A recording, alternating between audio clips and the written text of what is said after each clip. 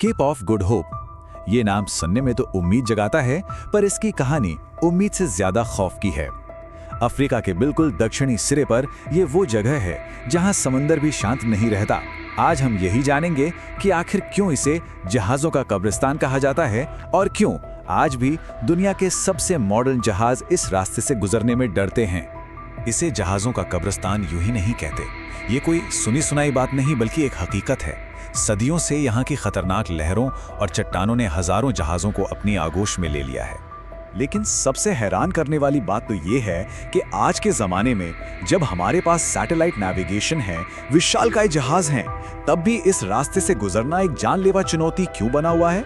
चलिए इसी रात से पर्दा उठाते हैं। देखिए, इस जगह के डर को समझने के लिए ना हमें थोड़ा इतिहास में पीछे जाना होगा।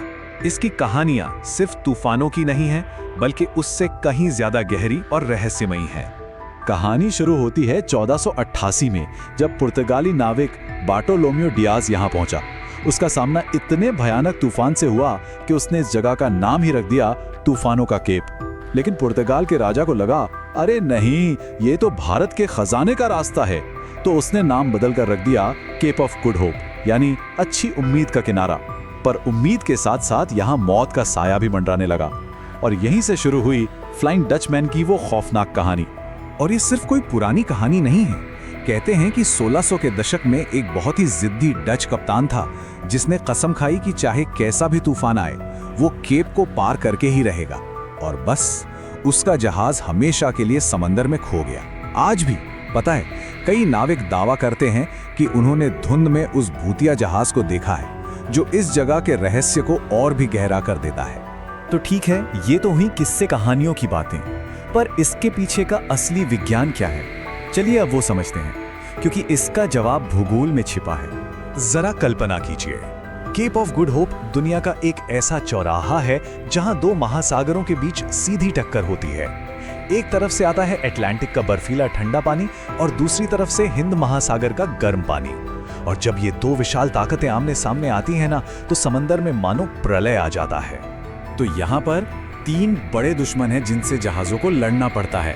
पहला तो यही दो महासागरों का टकराव, जिसकी वजह से लहरें पागल हो जाती हैं। दूसरा रोरिंग फोर्टीज, ये वो तूफानी हवाएं हैं जो अंटार्कटिका से सीधी बिना किसी रोक टोक के यहाँ पहुँचती हैं।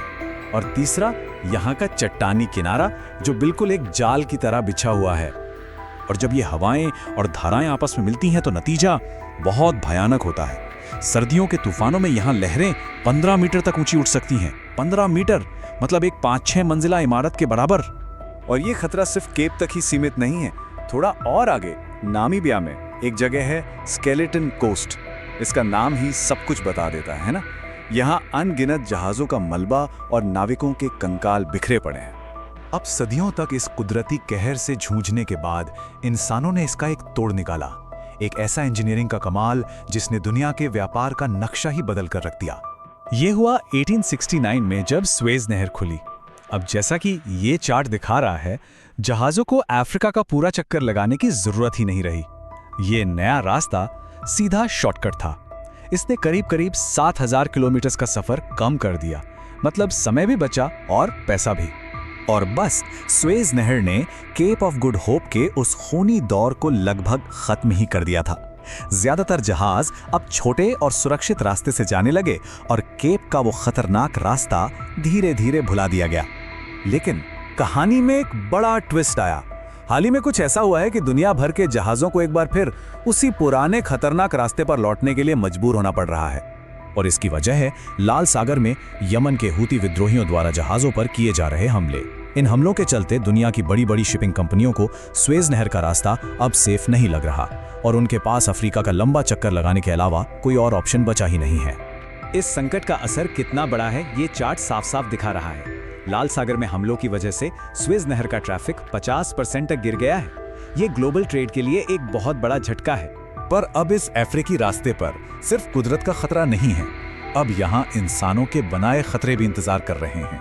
सोमालिया के समुद्री लुटेरे, गिनी की खाड़ी में किडनैपिंग, जो आज दुनिया का नंबर 1 हॉटस्पॉट बन गया है, और जिबूती जैसे इलाकों में अमेरिका, चीन जैसी बड़ी ताकतों की मिलिट्री मौजूदगी। ये सब मिलकर इस रास्ते को और भी ज्यादा खतरनाक बना देते हैं। तो आखिर में ये कहानी हमें एक बहुत बड़ी सच्चाई के पास ले आती है।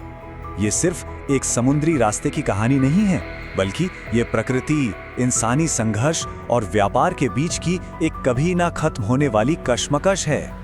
सबसे बड़ी बात यह है कि 500 साल की जबरदस्त टेक्नोलॉजिकल तरक्की के बावजूद केप ऑफ गुड होप आज भी उतना ही बड़ा चैलेंज है जितना सदियों पहले था।